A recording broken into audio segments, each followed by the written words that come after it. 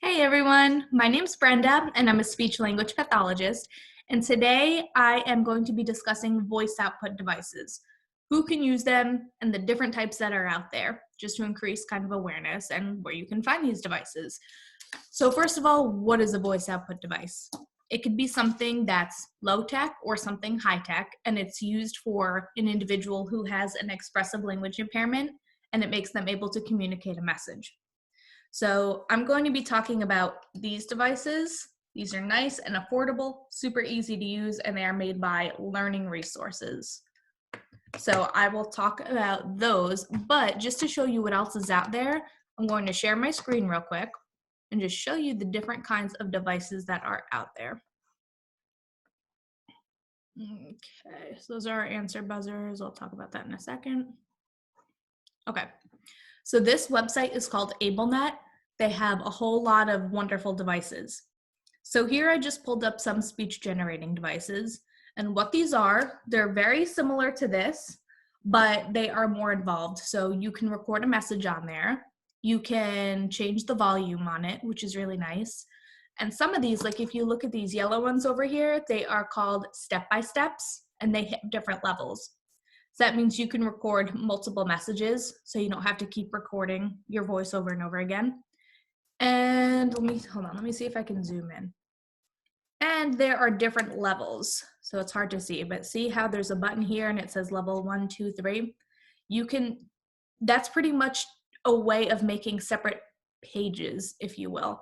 So if you go to level 1, you can set a whole bunch of messages. Then if you switch over to level 2, it can be a whole other set of messages. So maybe level 2 could be greetings. Maybe level 3 could be wants and needs, things like that. So those are really nice. And these require the user to touch the button to access the voice. Okay. And this is really good too, the iTalk 2, especially for somebody with a visual impairment, because if the child does have residual vision, these buttons, the yellow and red, are nice high contrast against the black. So it is easier for the student with a visual impairment to see. But if the student has more of a severe visual impairment, it's nice because there's this black barrier right in between, so the student can feel the difference of which button they're pressing. Okay, I'm gonna stop sharing my screen. Okay, so those are just basic low-tech voice output devices. There's all sorts of different equipment that can go along with it too. So if your child has reduced fine motor control, or if they have weakness in their upper extremities and they're unable to use their hand independently, but say they're really good at moving their head, there's all sorts of equipment and adaptations for the child to access these devices. I won't get into all that, that's a whole other thing, but there are extra attachments and extra accessories that can go along with these to make the child be able to access these devices. Okay, I'm gonna share my screen again and back to these.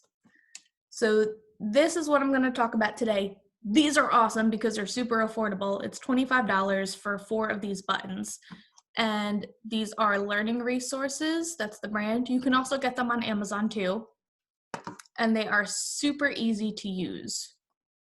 So I'll show you how to do it right now.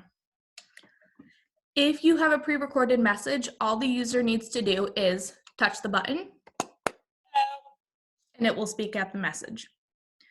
And to record it, it's super simple. There's just one button here. So what you're going to do is you're going to hold the button down and you're going to want to hear one beep. Hello.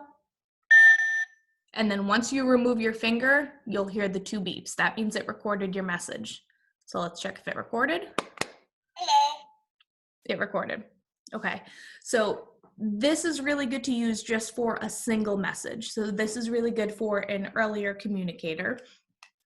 So what can we use these devices for? They can be for many different things.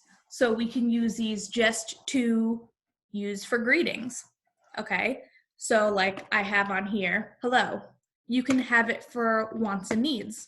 So if your child has a difficulty initiating when they have to go to the bathroom or expressing to you when they need to go to the bathroom, you can have it programmed, I need to use the bathroom, please.